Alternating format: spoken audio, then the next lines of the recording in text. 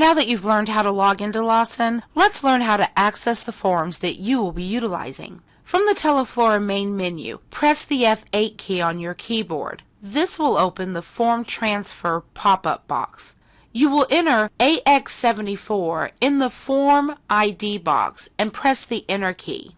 This will open the Lawson Flower Order Relay screen like this. As you can see, it will not have anything on it.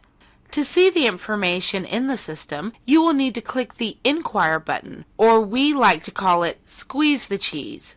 Hopefully the imagery will help you to remember what the button looks like. This will make the OCO queues populate. It will also give you any important message that you may need to know. You may be asking yourself, what is a queue? A queue is a line, like you may be waiting in at the grocery store or like you wait in at the amusement park to ride your favorite ride. The queues you will be working are groups of orders in the same time zone. Not as much fun as the amusement park, but not nearly as painful as the grocery store. The numbers to the left of each queue indicate the number of orders in that queue currently waiting to be called out to our shops. It is very important that we start working in the East Coast queue first, and gradually work our way to the West Coast as the day progresses. It is very important because of the time differences for the shops. For instance, in California, a florist would not like to be called at 6 a.m. Some of our shops have their phones forwarded to their cell phones and home phones, so we want to make sure that we do not upset any of our florists by calling them too early or, let's say, even waking them up. After all, I don't like getting phone calls when I'm trying to sleep in, do you? The earliest we will call any business associate is 8 a.m. in their time zone. If you are ever unsure about what queue you should be working, make sure to check with your team leader. As the day goes on, we will move people to different areas as business needs indicate.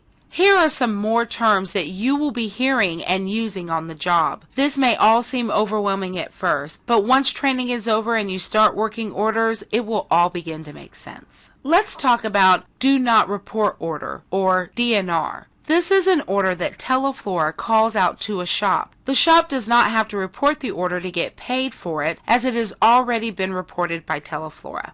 You may say, why would a shop have to report an order to Teleflora? If a shop takes an order from another member shop, they have to report it to Teleflora to get paid for it. The best way to explain it is this. We at Teleflora act as the bank between our shops. The shop that places the order pays Teleflora, and we pay the shop that makes the delivery. This is how we help our members send flowers all over the world. When you place the order with the shop, we report it for them.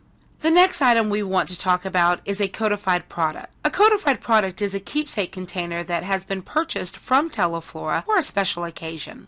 You learned about these during Teleflora 101.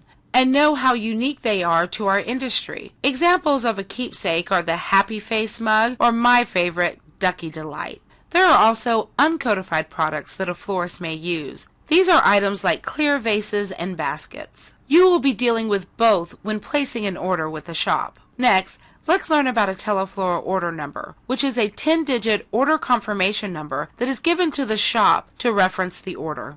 You may ask, why does it matter if we give the shop this number? Teleflora takes and places thousands of orders every day all over the world. If the shop has to call Teleflora to ask a question about an order going to Mr. Smith, it is like looking for a needle in a haystack without the order number. You can find the order number on the AX74 screen. You will see more about this later when we talk about the Lawson system. Let's talk about the shop ID, which is a unique number that is associated with each shop. You could say it is like their account number, and it is how we pay them, bill them, and find any information about their shop that we may need to know in our system. Just like orders, we have thousands of shops in our system, so it is important you know their 8-digit shop ID number when calling out an order. In this section, we've learned about logging into Lawson along with some terms that you will hear over and over again. Let's take a minute to review the information we've covered with a short quiz. Then, we will move on to finding shop information.